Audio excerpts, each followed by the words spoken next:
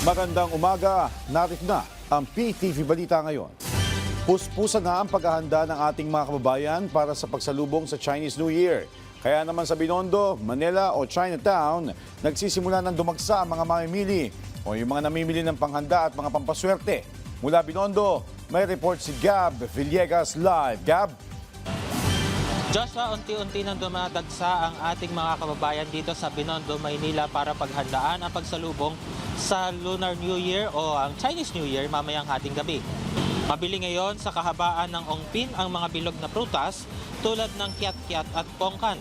Mabili rin ang mga insenso at mga joss paper na susunugin para ialay sa kanilang mga ninuno. Hindi rin mawawala ang mga bracelet ng mga Lucky Charm na mabibili rin sa mga bangketa sa halagang 100 pesos. Joshua, sa mga oras na ito ay isa-isa na nagbubukas ang mga stall dito sa bahagi ng Plaza San Lorenzo Ruiz dito sa Binondo, Maynila. At inaasahan din na mamayang alas 10 ng gabi ay magkakaroon ng fireworks at drone display sa Jones Bridge bilang pagsalubong yan sa Chinese New Year. At yan muna ang update. Balik si Joshua. Maraming salamat, Gab Villegas mula dyan sa Binondo. Samantala, nakatakdang pangunahan ngayong araw ni Pangulong Ferdinand R. Marcos Jr. ang formal na paglulunsad ng Megawai Precast Technology Plant sa Taytay, Rizal.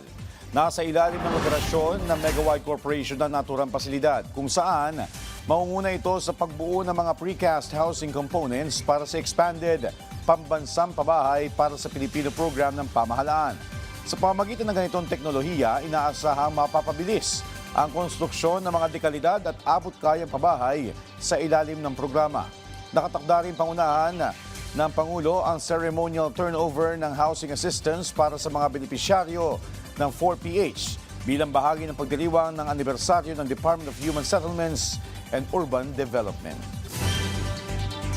Patuloy ang aktibidad na naitatala ng PHIVOLCS sa Bulkang Mayon. Sa 24 oras na obserbasyon ng ahensya, dumadaloy pa rin ang lava sa paligid ng bulkan.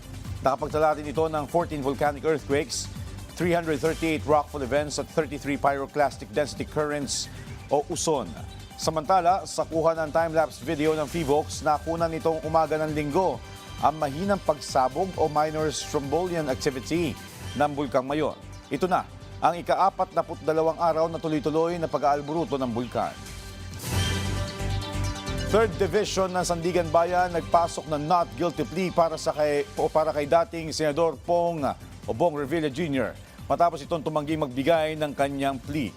Ang Sandigan Bayan 3rd Division na mismo ang nagpasok ng not guilty plea para kay dating Senador Bong Revilla Jr. Tumanggi kasi itong maghain o magbigay ng kanyang plea kaugnay ng umano'y maanumalyang flood control project sa Pandi, Bulacan. Habang ang kanyang kapwa-akusadong si Juanito Mendoza ay naghain naman ng not guilty plea. Humarap si Revilla at Mendoza sa Sandigan Bayan 3rd Division ngayong umaga para sa arraignment at pre-trial para sa kasong malversation. At yan ang mga balita sa oras ito. Para sa iba pang update, follow at ilike kami sa aming social media platform sa @PTVPH. Ako po si Joshua Garcia para sa Pambansang TV sa Bagong Pilipinas.